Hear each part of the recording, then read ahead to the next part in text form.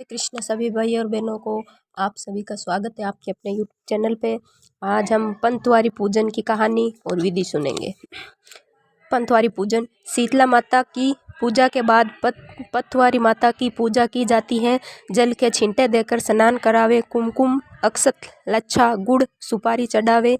शीतला सप्तमी के दिन सभी महिलाएं एक दूसरे को अपने ठंडा खाना खाने हेतु स्नेहपूर्वक आमंत्रित करती है और सभी महिलाएं ठंडा भोजन करती हैं। इस दिन दोनों समय भोजन किया जाता है। पंतवारी माता की कहानी। एक बार एक राजा के इकलौते पुत्र को शीतला यानी चेचक निकली। उसी के राज्य में एक काची पुत्र को भी शीतला निकली। काची परिवार बहुत गरीब था किंतु भगवती का उपासक था। वे धार्मिक दृष्टि से सभी नियमों का पालन करता था।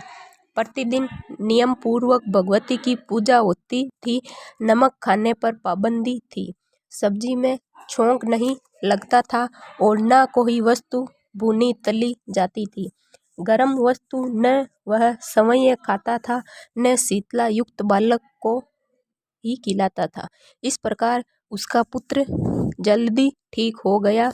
उधर जब से राजा के लड़के को शीतला का प्रकोप हुआ था, तब से उसने भगवती के मंडप में सतचंडी का पाठ शुरू करा रखा था। रोज हवन बलिदान होते थे। राजपुरोहितों भी सदा भगवती के पूजन में निमग्न रहते।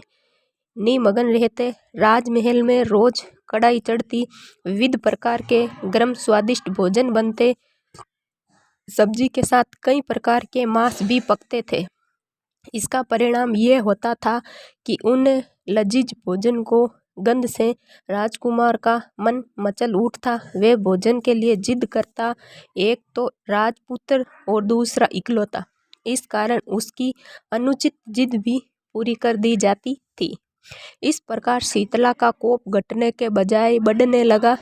शीतला के साथ साथ उसे के बड़े बड़े फोड़े भी निकलने लगे, जिनमें खुजली व जलन अधिक होती थी। शीतला की शांति के लिए राजा जितने भी उपाय करता, वे सब व्यर्थ हो जाते। एक दिन राजा के गुप्तचरों ने उसे बताया कि काची पुत्र को भी शीतलता निकली थी, पर वह बिल्कुल ठीक हो गया है। ये जानकर राजा सोच में पड़ गया कि मैं शीतलता की इतनी सेवा कर रहा हूँ, पूजा व अनुष्ठान में कोई कमी नहीं है, पर मेरा पुत्र अधिक रोगी होता जा रहा है, जबकि काची पुत्र बिना सेवा पूजा के ही ठीक हो गया। इसी सोच में उसे नींद आ गई। श्वेत वस्त्र धारणी भगवती ने उस सपने में दर्शन देकर कहा, हे राजन, मैं तुम्हारी सेवा अर्चना से प्रसन्न हूँ, इसलिए आज भी तुम्हारा पुत्र जीवित है। इसके ठीक न होने के कारण यह है कि तुमने शीतला के समय पालन करने योग्य नियमों का उल्लंघन किया है। तुम्हें ऐसी हालत में नमक का प्रयोग बंद करना चाहिए। नमक से रोजी के फोड़ों में खुजली होती है। घर की सब्जियों में छोंक नहीं लगाना चाहिए, क्योंकि इसकी गंध से रोगी का मन वस्तुओं को खाने के लिए ललचाता है। रोगी का किसी के पास आना जाना मना है, क्योंकि ये रोग दूसरों को भी होने का भय रहता है। अतः इन नियमों का पालन करे, तेरा पुत्र अवश्य ठीक हो जाएगा। विधि समझाकर देवी अंतर ध्यान हो गई। प्रात से ही राजा ने देवी की आज्ञा अनुसार सभी कार्यों की व्यवस्था कर दी। इससे राजकुमार की सेहत पर अनुकूल प्रभाव पड़ा और वे शीघ्र ठीक हो गया। जय पतवारी माता की।